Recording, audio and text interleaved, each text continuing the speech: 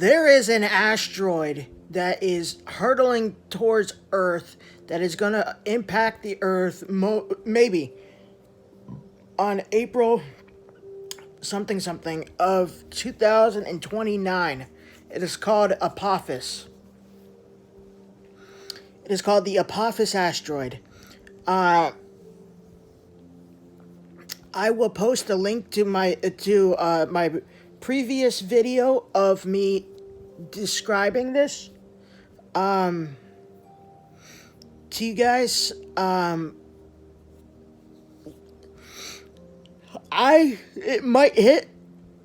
It's the closest asteroid that I think that's ever existed that has come super close to the Earth without actually hitting the Earth, impacting the Earth. And it is going to come to close as 19,000 miles from Earth's surface, from the surface of the Earth. It's going to be 19,000 miles away. That's not that far. It seems like it's a lot, but it is not for an asteroid. We're gonna be able to see it through if we will us Christians will be here during this time. If it impacts the Earth, it most likely means that we're not going to be here. I'll get to that in a second. Because it might, if it doesn't hit the Earth, you'll still be able to see it with your bare eyes without a telescope or binoculars. But if it does hit the Earth, then it's a biblical asteroid. Asteroid Apophis is a biblical asteroid if it does in fact impact the Earth, because it's being reserved for the 7-year tribulation. There are going to be asteroids that are going to crash into the Earth, or comets that are in fact that are going to in fact crash into the Earth during the 7-year tribulation. So I don't think we will be here. Because I believe in a pre-trib rapture. I can't imagine, my heart can't imagine being in the 7-year tribulation if the pre-trib rapture is false.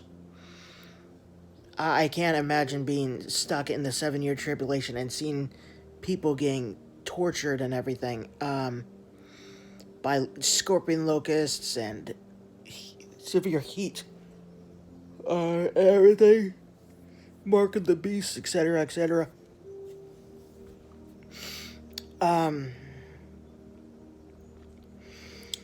But this asteroid Apophis is humongous, and if it does impact the Earth, it will in fact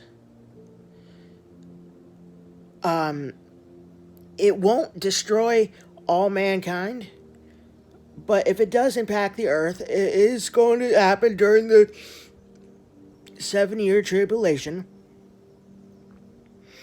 And it won't kill all of mankind, but those who are left behind, it will probably wipe out a third of the human race. But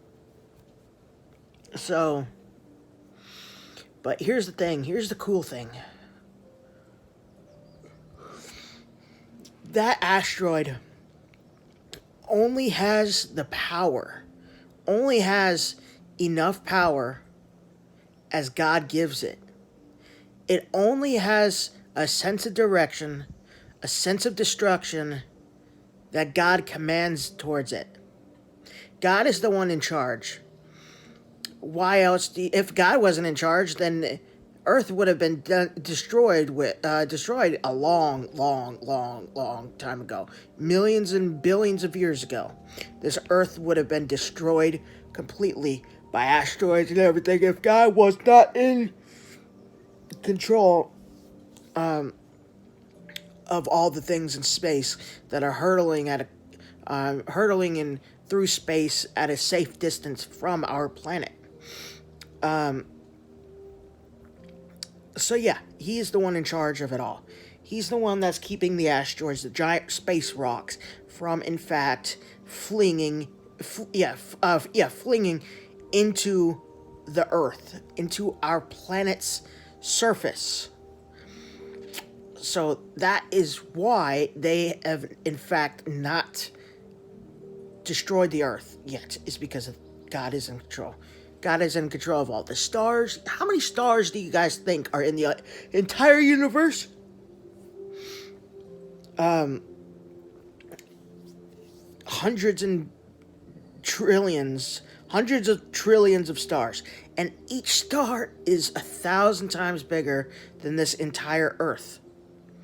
And there's probably even more stars that are bigger than the stars that are bigger by 1,000 times than the Earth. And there's trillions, hundreds and hundreds of trillions of stars. And guess what? God has a name for every single one of them. Every single one of the stars in the universe, God specifically has a name for them. And they're not called NGC blah blah blah blah like it shows on Star Walk, the Star Walk app. When you click on a star, it says it has a name of like HGC or something like that, or NGC. It's not that. God gave them names, and let me tell you, I cannot come up with hundreds of trillions of names right now. It might take a bit. I'm not patient enough right now to think of hundreds of trillions of names that might be the stars' names. I'm too lazy to do that right now, so I'll do it later. Nah, you guys know I'm joking. There's no way a person can do that. There's no way your mind can hold that much capacity. By the time you're done with like maybe 1,000 stars or whatnot, your mind just erases its memory of a lot of them, let alone hundreds of trillions. That's just 1,000. Hundreds of trillions. Like, seriously, God is incredible. God is magnificent. He is incredible. I am sure he's sitting on his throne right now, smiling down at his child, Zach, his son, his child, not his son, like Jesus. I'm not Jesus, don't get me wrong there, but, his child. I'm his child, and his adoptive son. So, I'm sure he's getting praise right now. It is a type of worship when we say, God is so amazing. Look how humongous the universe is. How awesome God is that he created every single thing in the universe. Every little thing in the universe you see is designed specifically from a designer. It's created. It didn't come into existence itself, but somebody created it, and that himself is God. So that is just awesome. That is just awesome. Like, when you look at pictures of the universe, see all the stars and the galaxies, you're just like, first of all, you know how big a galaxy is? The Milky Way galaxy right now, this is really going to bring praise to God. The Milky Way galaxy, our galaxy, is a type spiral galaxy. It is 103 to 106,000 light years in diameter. And just one light year, I read, is 6 trillion miles. 6 trillion miles. Guys, that is over 999 billion. That is over 999 billion. 999, that's one more billion over 999 billion, 999 million, 999,999 miles. Guys, that is insane. That is insane. It's just crazy. And that's our Milky Way diameter.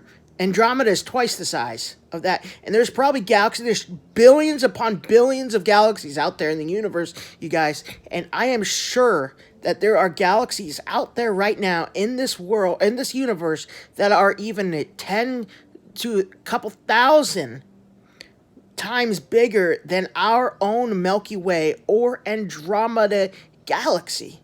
And God created it all. He created it all, no issues whatsoever. None. It was no problem for God whatsoever. We see how horrendously huge and massive they are, let alone how much more do you think God is, right? I should be terrified of God because of how powerful He is, how big of a God we serve. He's probably, I don't know. I wouldn't say He's bigger than the entire universe. His power is, but I don't know how tall God is.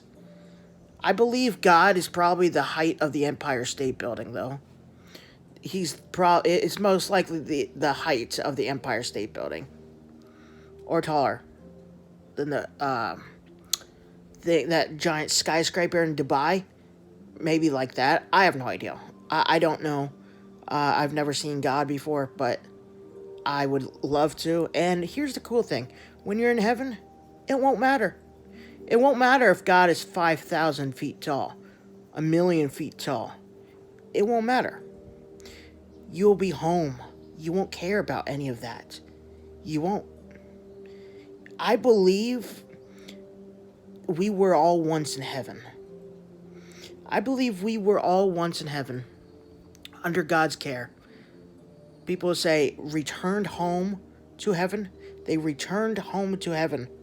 When a person dies, sometimes at a funeral, they say returned home to heaven. You can't return somewhere unless if you've been there before. So what happens if we've actually all been in heaven, under God's care? And when we were born into this world, our memories of heaven were erased. But when we go back to heaven, when we die, our memories will be back, and we will say, God, it's been a while. It's been a while, God. It has been a while, Father. But you've seen Him before. So it's, yeah, I don't know about that. I don't really know, but that's a good theory, actually. So, hope you guys enjoy.